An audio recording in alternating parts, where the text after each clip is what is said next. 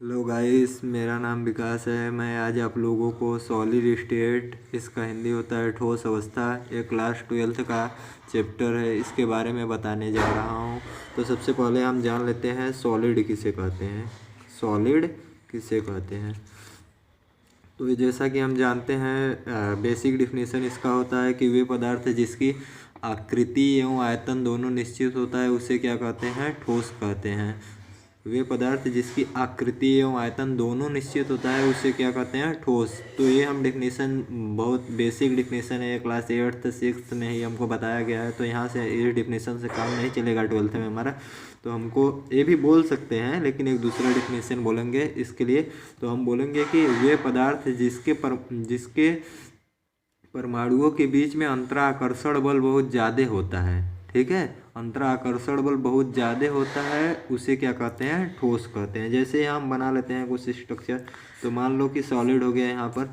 तो जो सॉलिड के परमाणु रहेंगे या अणु रहेंगे, ठीक, उसके बीच में अंतराकर्षण बल मतलब इंटरमॉलिक्यूलर अट्रैक्शन फोर्स क्या होगा, अत्यधिक होगा। मतलब एक दूसरे को ये क्या करेंगे, बहुत तेज़ी से आकर्षित करेंगे। इंटरमॉलिक्यूलर अट्रैक्शन फोर्स क्या होगा, इनके बीच में बहुत ज़्यादा होगा। ठीक है, ये बात समझ में आती है। तो जिन पदार्थों में इंटरमॉलिक्यूलर अट्रैक्शन फोर्स या हिंदी में बोले तो अंतराणविक आकर्षण बल अधिक होता है उसे क्या कहते हैं, हम ठोस कहते हैं। इतना बात समझ में आई। अब हम पढ़ लेते हैं ठोस के कुछ प्रॉपर्टी, जो बेसिक प्रॉपर्टी होते हैं। पहला तो हम जानते हैं यही हो गया कि ठोस के जो परमाणु या अणु होते हैं उनके बीच में अंतराकर्षण बल बहुत ज़्यादा होता है। ठीक, एक तो ये हो गया प्रॉपर्टी पहला, कि इनके बीच में अंतराकर्षण बल बहुत ज़्यादा होता है। तो इंटरमॉलिक्यूलर फोर्स ऑफ अट्रैक्शन बहुत ज़्यादा होता है। दूसरा पढ़ते हैं तो हम जानते हैं कि ठोस जो होते हैं वो बहुत रिजिड होते हैं, मतलब बहुत ज़्यादा कठोर होते हैं। ठीक, ये तो बेसिक सब प्रॉपर्टी है। तीसरा प्रॉपर्टी हम जान लेते हैं जो मोस्ट इम्पॉर्टेंट प्रॉपर्टी है, कि ठोस के जो एटम होते हैं वो कहीं भी अपना स्थान छोड़कर नहीं जा सकते, मतलब कहीं अलग दूसरे जगह नहीं जा सकते हैं, मूव नहीं कर सकते हैं। ये केवल क्या करते हैं, एक ही जगह पर वाइब्रेट कर सकते हैं। क्या कर सकते हैं, बस कंपन कर सकते हैं। ठीक है, जैसे हम राड को लेकर, एक लोहे की राड को लेकर पीटे किसी रॉड से दूसरे रॉड से, तो क्या करता है, छड़ गन गन वाइब्रेट करता है। तो ये क्या होते हैं, ठोस के जितने भी एटम होते हैं, परमाणु होते हैं, वो बस अपने स्थान पे क्या कर सकते हैं, कंपन कर सकते हैं और कुछ नहीं कर सकते हैं। जैसा कि हम जानते हैं द्रव जैसे हो गया लिक्विड में जो एटम होते हैं वो पूरे लिक्विड में, मान लो यहाँ तक भरा हुआ है लिक्विड, तो पूरे लिक्विड में ये परमाणु जो होता है कहीं भी मूव कर सकता है। यहाँ ये परमाणु यहाँ भी मूव कर सकता है, यहाँ भी मूव कर सकता है, यहाँ भी मूव कर सकता है। मतलब इनके बीच में आकर्षण बल तो होता है लेकिन उतना अधिक नहीं होता है। ठीक है, तो ये क्या करते हैं, अत्यधिक पूरे वॉल्यूम में मूव कर सकते हैं, लेकिन सॉलिड एक जगह वाइब्रेट कर सकता है। और लिक्विड में इनके पास फ्लो करने की टेंडेंसी नहीं होती है, मतलब बहने का गुण नहीं होता है। ठीक है, इसका एटम नहीं कि इसके ऊपर क्या करेगा, सरफेस पे स्लिप करेगा, मतलब सरकेगा थोड़ा बहुत। तो ऐसा इसके पास प्रॉपर्टी नहीं है। लेकिन लिक्विड जब बहता है तो वो क्या करता है, एक लेयर के ऊपर दूसरा लेयर क्या करता है, फिसलता रहता है। और गैस में भी वही, गैस भी फ्लो कर सकता है, लेकिन सॉलिड के पास फ्लो करने की टेंडेंसी नहीं होती है। तो ये रहे कुछ बेसिक हमारे जो है प्रॉपर्टी। अब इसके बाद आते हैं, इस प्रॉपर्टी के आधार पे हमारा ठोस जो है, सॉलिड जो है, कितने प्रकार में बांटा गया है। सॉलिड जो है 2 प्रकार में बांटा गया है। सॉलिड जो है 2 प्रकार में बांटा गया है। एक तो आता है, चला, अब सॉलिड 2 प्रकार से डिवाइड होता है। सॉलिड 2 पार्ट में बढ़ जाता है, एक क्रिस्टलाइन सॉलिड, एक एमॉर्फस सॉलिड। इसको हिंदी में कहते हैं क्रिस्टली ठोस, इसको कहते हैं अक्रिस्टली ठोस। इतना बात समझ में आई।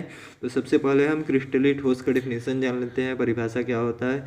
क्रिस्टली ठोस वे ठोस होते हैं जिनमें परमाणुओं का व्यवस्था क्रम जो होता है निश्चित होता है। जैसे हम समझ लें कि परमाणुओं का व्यवस्था क्रम निश्चित कैसे हो गया। जैसे हम NaCl का क्रिस्टल लेते हैं, किसका, NaCl का, नमक का एक क्रिस्टल लेते हैं। तो इसमें इस प्रकार से एटम अरेंज होते हैं, Na प्लस और Cl माइनस, फिर Na प्लस, फिर Cl माइनस, फिर Na प्लस यहाँ रहेगा, और जस्ट इसी के नीचे Na प्लस आ गया तो उसके नीचे Cl माइनस, फिर Na प्लस, फिर Cl माइनस, फिर Na प्लस, फिर Cl माइनस।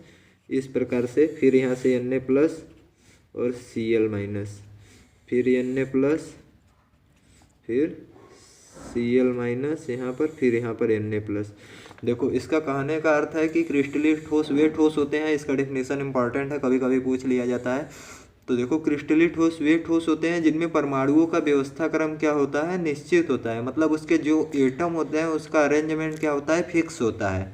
ठीक, जैसे यहाँ पर Na के बाद Cl आ रहा है, फिर Na के बाद, फिर Cl के बाद Na प्लस आ रहा है, फिर Cl माइनस आ रहा है, फिर Na प्लस आ रहा है, फिर जस्ट उसके नीचे यही व्यवस्था क्रम पूरे क्रिस्टल में रहेगा। चाहे जितना बड़ा क्रिस्टल हो, वो पूरा, हम मान लो एक क्रिस्टल NaCl का एक टुकड़ा छोटा सा निकालें, तो इस प्रकार से व्यवस्था क्रम उसमें मिला है परमाणु, तो पूरे क्रिस्टल में यही प्रक्रिया होनी चाहिए। मतलब इसी प्रकार से एटम अरेंज होने चाहिए कि Na प्लस के बाद Cl माइनस आना चाहिए, और फिर Na प्लस आना चाहिए, फिर Cl माइनस, ऐसे करके सभी पूरे क्रिस्टल में ही होना चाहिए इस प्रकार का अरेंजमेंट। समझ में आया बात? तो उसको बोल देंगे क्रिस्टलीय ठोस। या तो अगर हम एटम के बना कर देखें तो यहाँ से देख लेते हैं, ऐसे मान लो ये एटम हो गया, तो फिर एटम, फिर ऐसे एटम, फिर ऐसे एटम, ऐसे, और इसी के नीचे एटम आना चाहिए, ऐसे ऐसे ऐसे, फिर ऐसे ऐसे ऐसे ऐसे ऐसे। इस प्रकार का इस प्रकार के जो ठोस होंगे उसको बोलेंगे क्रिस्टलीय ठोस ना।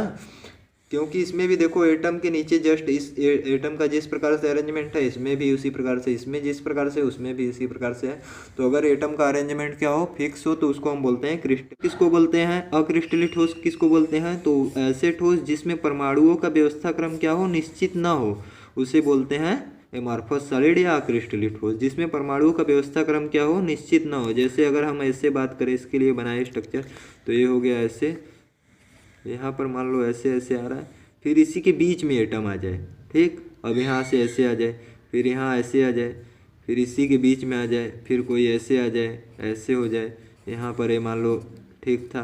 तो यहाँ पर देखो व्यवस्था क्रम नहीं है, यहाँ पर एटम के नीचे एटम नहीं आ रहा है, कहीं भी कोई सा एटम आ जा रहा है, तो मतलब इसके परमाणुओं का जो है व्यवस्था क्रम वो क्या है, निश्चित नहीं है। तो इसको बोलते हैं अक्रिस्टलीय ठोस। ठीक है, इतना बात समझ में आई। देखो क्रिस्टलीय ठोस एक बार फिर से समझ लेते हैं कि वे ठोस जिसमें परमाणुओं का व्यवस्था क्रम क्या होता है, निश्चित होता है, उसे क्रिस्टलीय ठोस कहते हैं।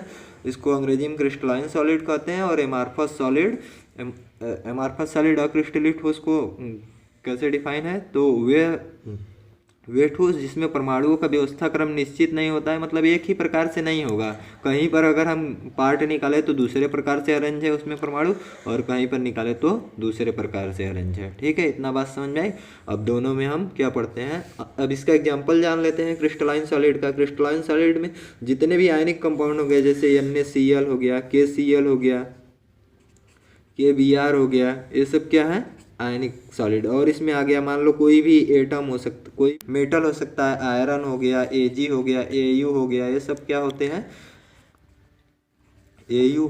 अब ये हो गया, हीरा हो गया हमारा, डायमंड हो